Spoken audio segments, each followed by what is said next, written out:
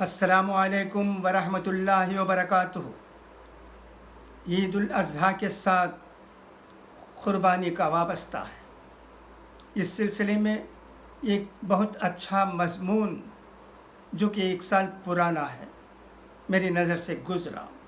मैंने मुनासिब समझा कि इसे एक वीडियो में पेश कर दूँ ताकि नौजवान इस पर गौर करें और उनको इस बात का पूरी तरह मालूमात हासिल हो जाए कि क़ुरबानी का मतलब क्या होता है।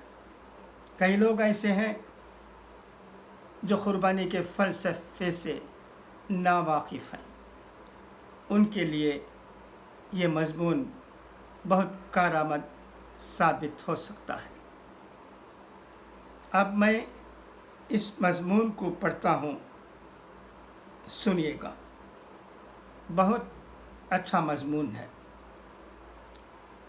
इसके लिखने वाले हैं जनाब हामिद फ़याज़।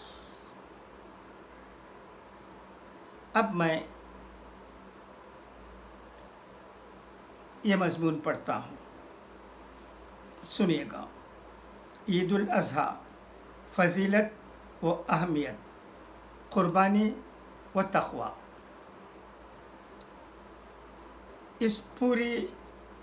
इस वक्त पूरी दुनिया में सख्त आजमाइश का शिकार है कि ये नज़र न आने वाले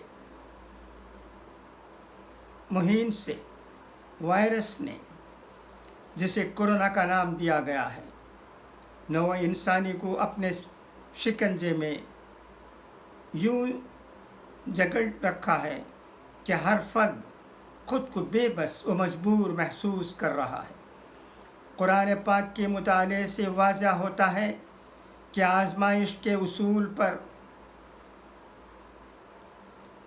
बनी इस दुनिया में अगर अल्लाह चाहे तो अपनी मखलूक को मुख्तलिफ़ तरीक़ों से तंबीह कर सकता है। तो ये अल्लाह की तरफ से इंतहाई सख्त वार्निंग ही है जो यक़ीनन उसकी नाराज़गी ज़ाहिर कर रही है। अब यहाँ सवाल ये जन्म लेता है कि इसकी वजह क्या हो सकती है। तो दर हकीकत हमारी नेकियों इबादत की वो रूह बाकी नहीं रही जो अल्लाह परवरदिगार आलम को मतलूब है।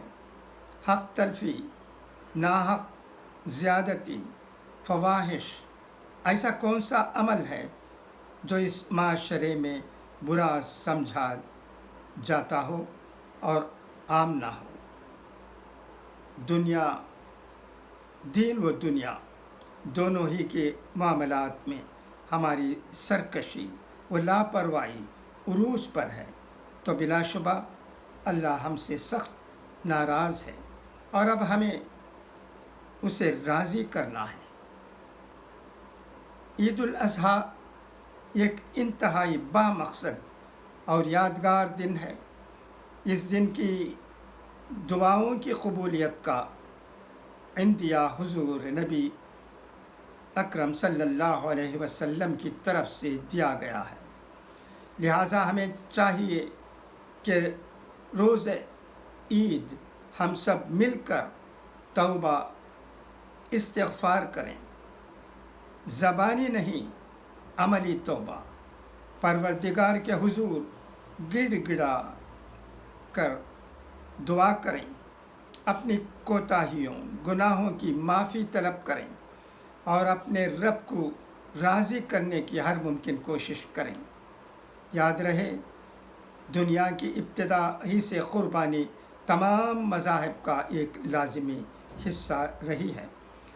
ये अल्लाह के हुज़ूर जान की नज़र है जो किसी जानवर को कायम मकाम ठहरा कर पेश की जाती है। आसमानी सहाइफ से मालूम होता है کہ قربانی کی تاریخ کا آغاز حضرت آدم علیہ السلام سے ہوا۔ قرآن میں بابیل اور قابیل کے قصے میں اس قربانی کا تذکرہ ملتا ہے۔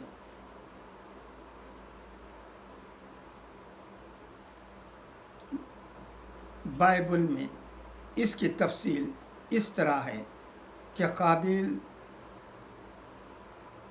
پہلوں کا تحفہ خداوند کے لیے لایا اور بابیل نے اپنی بھیڑ بکریوں کے پہلوٹوں اور ان کی چربی کا ہدیہ خداوند کے حضور پیش کیا۔ خداوند نے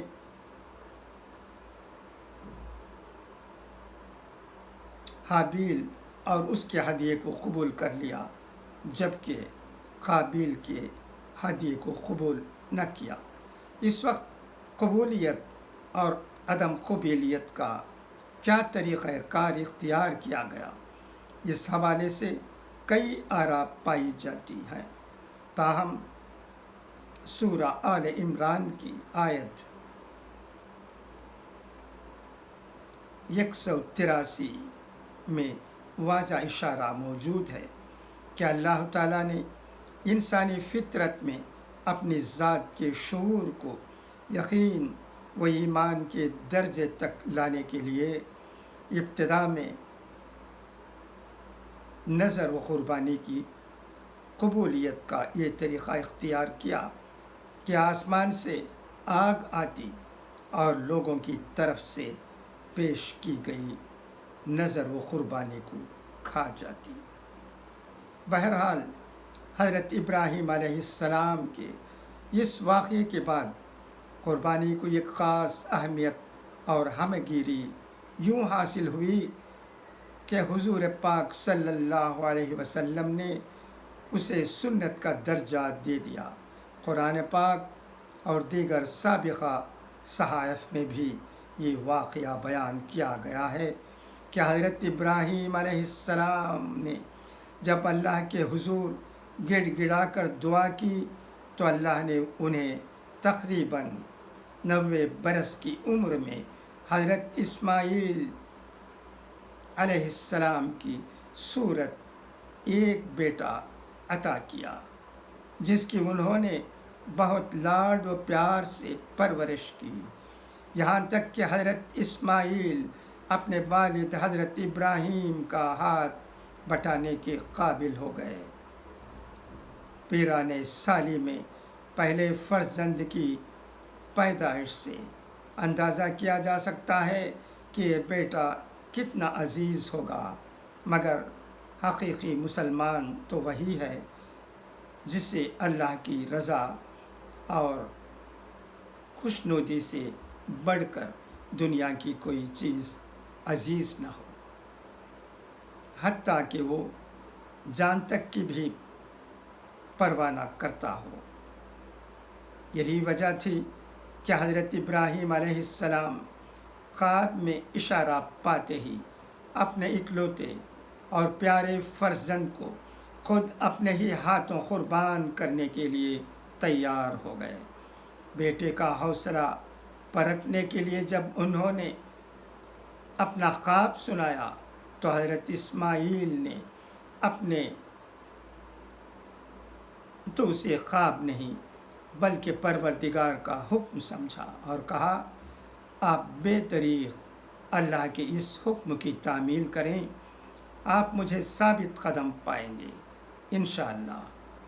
اس جواب سے مطمئن ہو کر سیدنا ابراہیم علیہ السلام بیٹے کو حرم کے قریب ہی مروہ پہاڑی کے پاس لے گئے اور قربانی کے لیے ماتھے کے بل زمین پر لٹا دیا۔ تکمیل احکام خداوندی میں قریب تھا کہ ان کے ہاتھ سے چھری چل جاتی۔ اللہ کی طرف سے ندا آئی، اے ابراہیم، تم نے خواب سچ کر دکھایا۔ بیٹے کی قربانی فی الواقع بہت بڑی آزمائش تھی جس پر حضرت ابراہیم پورے اترے انہیں انسانوں کا امام و پیشوا بنایا گیا۔ پھر اس واقعے کی یادگار کے طور پر ہر سال اس دن اس قربانی کی سنت ہمیشہ کے لیے قائم کر دی گئی۔ یہی قربانی ہے جس کا اہتمام ہم حج اور عید الاضحیٰ کے مواقع پر کرتے ہیں۔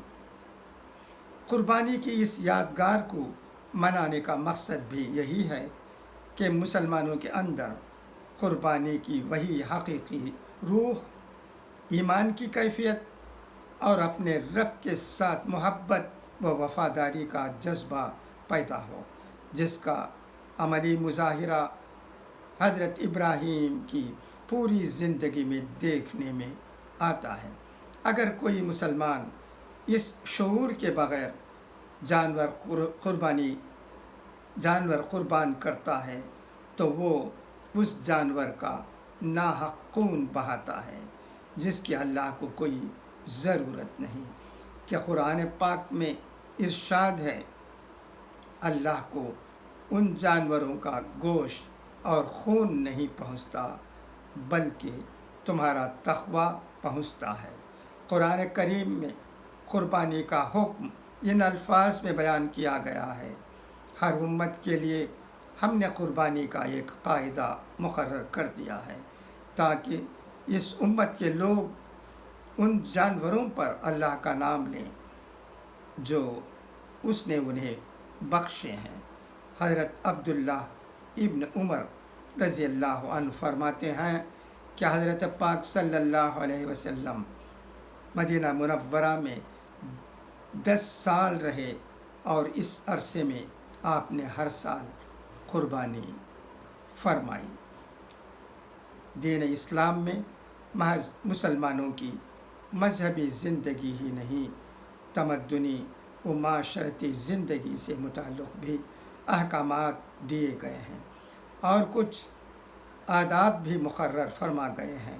تاہم موجودہ دور میں عید کے تہواروں میں نہ صرف غیر اسلامی افعال شامل ہو گئے ہیں بلکہ جاہلیت کی کئی رسومات بھی درب آئی ہیں۔ لہٰذا مسلمانوں کو نبی کریم صلی اللہ علیہ وسلم اور ان کے صحابہ کرام کے اسوہ کے مطابق ہی یہ دینی تہوار منانا چاہیے، جس کے مطابق عید کے روز صبح سویرے غسل کر کے نئے یا کم از کم دھلے ہوئے کپڑے زیبتاً کیے جائیں، عید کی نماز کے لیے خصوصی اہتمام ہو۔ مسلمان عموماً بچوں کو عیدگاہ لے جاتے ہیں اور جہاں خواتین کی شرکت کا انتظام ہو وہاں خواتین بھی ساتھ جاتی ہیں، لیکن ان دنوں کورونا وائرس کے پھیلاؤ کے سبب بہتر ہوگا کہ بچوں اور خواتین کو ساتھ نہ لے جائیں۔ ہاں، البتہ نماز جمعے کی طرح عید کے خطبات بھی یقیناً ٹی وی نشریات کے ذریعے نشر ہوں گے تو بچے اور خواتین یہ خطابات ضرور سنیں تاکہ عید قربانی اور قربانی کے اصل مقصد و مفہوم سے آگاہ ہو سکیں۔ بلا شبہ عید الاضحیٰ مسلمانوں کے لیے خوشی کا تہوار ہے، جس میں سب ایک دوسرے سے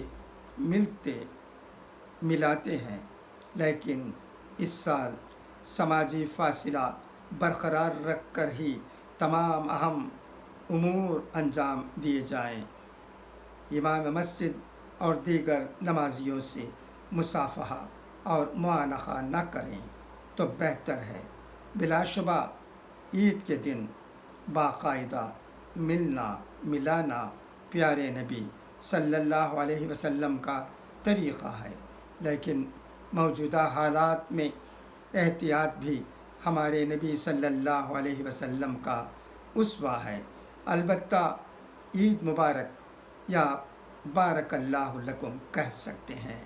حضور سے روایات میں جو جواب کے یہ الفاظ نقل ہوئے ہیں، تقبل اللہ منا و من کا، حضور نے یہ ہدایت بھی فرمائی کہ عیدگاہ سے واپس آتے ہوئے ممکن ہو تو راستہ تبدیل کر لیں۔ قربانی کے جانور کی خریداری سے لے کر دیکھ بھال تک سماجی فاصلے کی برقراری آسان امر نہیں، تاہم کوشش کریں کہ احتیاط کے سارے تقاضے پورے ہوں۔ پھر گزشتہ کئی برسوں سے عید الاضحیٰ کے موقع پر جانوروں کی کھالوں میں پرورش پائے جانے والے ٹک وائرس کے پھیلنے کے اطلاعات بھی چند جگہ موصول ہو رہی ہیں، لہٰذا احتیاط کے پیش نظر کم سن بچوں کو جانوروں سے حد الامکان دور ہی رکھیں۔ نیز اس سال کوشش کریں کہ قربانی خود اپنے ہاتھوں سے کریں تاکہ کورونا وائرس پھیلنے کے امکانات کم سے کم ہوں۔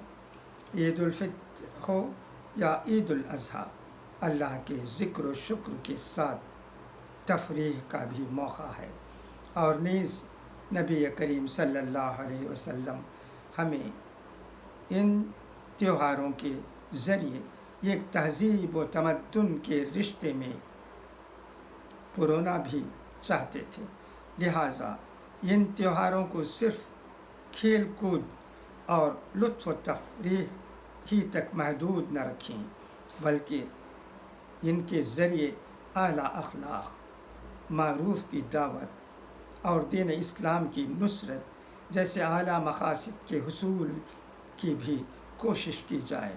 نیز دین اسلام کی انہیں ہدایات کے پیش نظر اس مذہبی تہوار کی حقیقت اور اس کو منانے کے صحیح طریقوں سے بچوں کو بھی آگاہ کیا جائے۔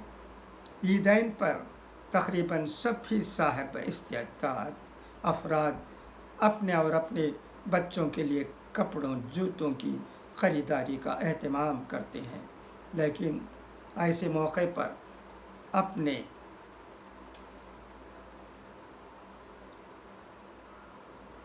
گرد و پیش موجود ان افراد کا بھی خیال رکھا جائے جو وسائل کی کمی کے باعث ان خوشیوں میں شریک نہیں ہو سکتے۔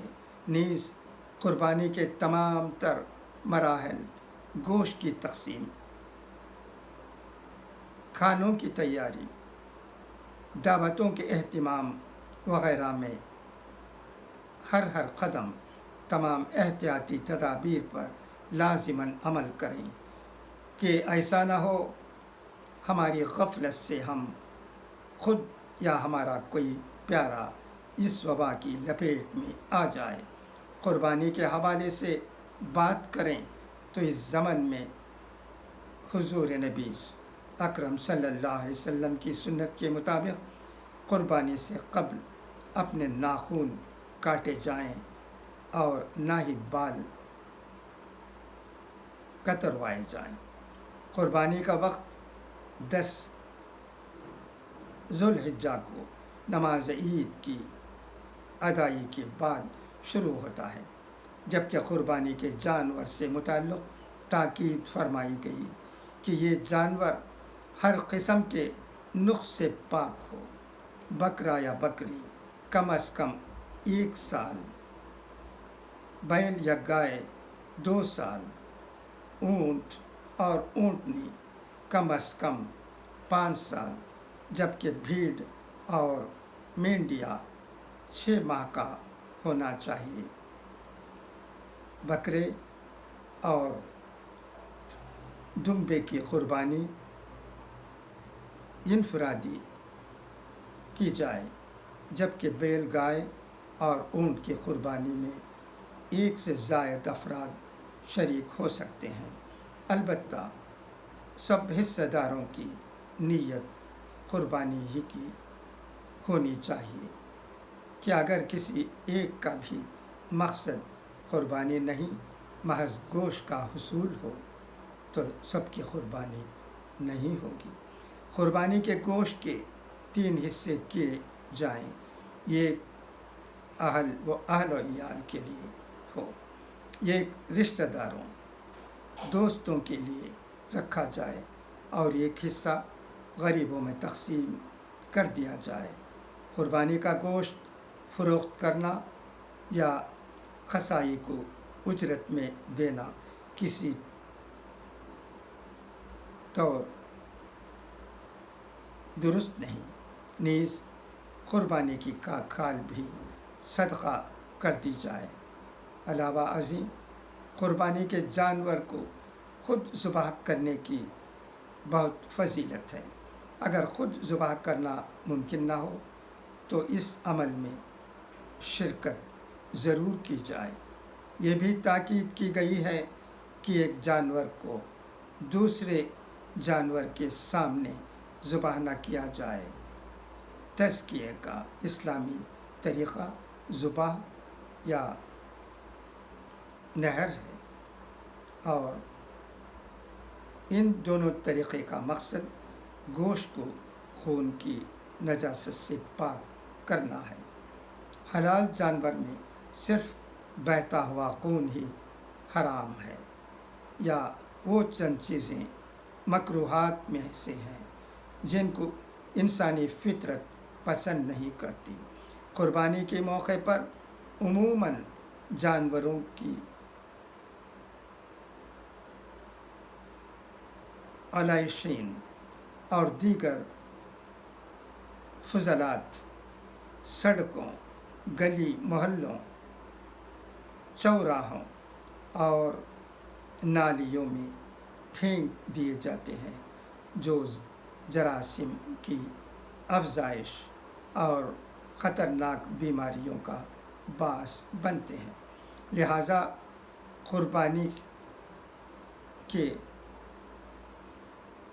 علائشین انتظامیہ کی جانب سے رکھے گئے کچرا دانوں میں ڈالیں، اور جن علاقوں میں ایسا کوئی معقول انتظام نہ ہو وہاں اپنی مدد آپ کے تحت انفرادی یا اجتماعی طور پر ان علائشوں کو آبادی سے دور پھینک دیں تاکہ ماحول آلودہ نہ ہو۔ حضور پاک صلی اللہ علیہ وسلم نے قربانی کا گوشت پسند فرمایا ہے۔ حجۃ الوداع کے موقع پر آپ صلی اللہ علیہ وسلم نے 100 اونٹ قربان کیے۔ اونٹ کا گوشت عربوں کی پسندیدہ غذا تھی۔ حضرت پاک صلی اللہ علیہ وسلم عام دنوں میں اور قربانی کے گوشت کو بھی مختلف طریقوں سے کھانا پسند فرماتے۔ مختلف روایات کے مطابق حضور اکرم صلی اللہ علیہ وسلم نے ابلا ہوا گوشت بھی کھایا ہے، تو کوئلوں پر بھنی ہوئی کلیجی بھی تناول فرمائی۔ عبداللہ بن مسعود رضی اللہ تعالیٰ عنہ سے روایت ہے کہ حضور اکرم صلی اللہ علیہ وسلم کو دستی کا گوشت زیادہ پسند تھا۔ عربوں کی ایک خاص ڈش جو گوشت کو پانی میں ابال کر اور اس میں جو کا آٹا ملا کر بنائی جاتی ہے، اسے بھی حضور نے پسند فرمایا۔ قدیم دور میں گوشت محفوظ کرنے کے لیے دھوپ میں سکھایا جاتا تھا، اور حضور اکرم صلی اللہ علیہ وسلم نے خشک کیا ہوا یہ گوشت بھی کئی بار تناول فرمایا۔ لہٰذا کوشش کریں کہ اس عید الاضحیٰ پر ان پکوانوں کو بھی دسترخوان کی زینت بنائیں جنہیں ہمارے پیارے حضور نبی کریم صلی اللہ علیہ وسلم نے پسند فرمایا ہے۔ دیکھا گیا ہے کہ جب دسترخوان پر گوشت کے لذیذ چٹپٹے پکوان چنے ہوں تو ہاتھ روکنا قدر مشکل ہو جاتا ہے، اور عید الاضحیٰ کے موقع پر کھانے میں یہی بے اعتدالی، غیر محتاط رویہ مختلف امراض کو دعوت دے دیتا ہے۔ لہٰذا کوشش کریں کہ اعتدال کا دامن ہاتھ سے نہ چھوڑیں، اور گوشت کے ساتھ سبزیوں پھلوں کا استعمال بھی لازماً کریں تاکہ توازن قائم رہے۔ پھر چونکہ عید قربان پر کھانے کا سلسلہ وقفے سے جاری رہتا ہے، تو خاص طور پر ذیابیطس، بلڈ پریشر اور معدے کے عوارض میں مبتلا مریض گوشت اور مرغن کھانوں کے استعمال میں خاص احتیاط برتیں۔ ذیابیطس کے مریض اگر گوشت کا زیادہ استعمال کر لیں اور طبیعت بہتر محسوس نہ ہو تو کچھ دیر کے لیے تیز رفتار سے چلیں تاکہ خون میں شکر کی مقدار معمول پر آ جائے۔ بلند فشار خون اور معدے کے السر کے مریض تلا ہوا گوشت کھانے کی بجائے کوئلوں پر بھون کر یا ابال کر کھائیں۔ نیز ہائی بلڈ پریشر کے مریض نمک کم سے کم استعمال کریں اور سلاد کا استعمال ضرور کریں، ساتھ کچھ آرام بھی کریں۔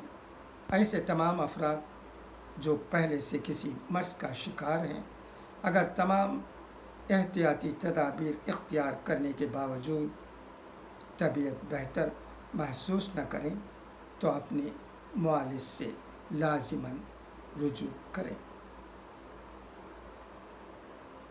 یہ مضمون یوں تو پرانا ہے مگر بہت اہم ہے، اس لیے میں نے اس مضمون کو آپ کے سامنے پڑھ کر سنانا مناسب سمجھا۔ یہ مضمون 26 جولائی 2020 کے جنگ سنڈے میگزین میں شائع ہوا ہے، اور اس کے مصنف ہیں جناب حامد فیاض۔ امید ہے کہ آپ کو یہ مضمون پسند آیا ہوگا۔ اس میں بہت سی باتیں بیان کی گئی ہیں جو ہمیں یاد رکھنے، دوسروں کو سنانے اور حضور اکرم صلی اللہ علیہ وسلم کے ہدایات کے مطابق عمل کرنے کی ضرورت ہے۔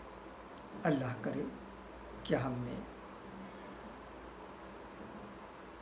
حضور کی باتوں پر عمل کرنے کی توفیق اللہ عطا کرے۔ خدا حافظ، فی امان اللہ۔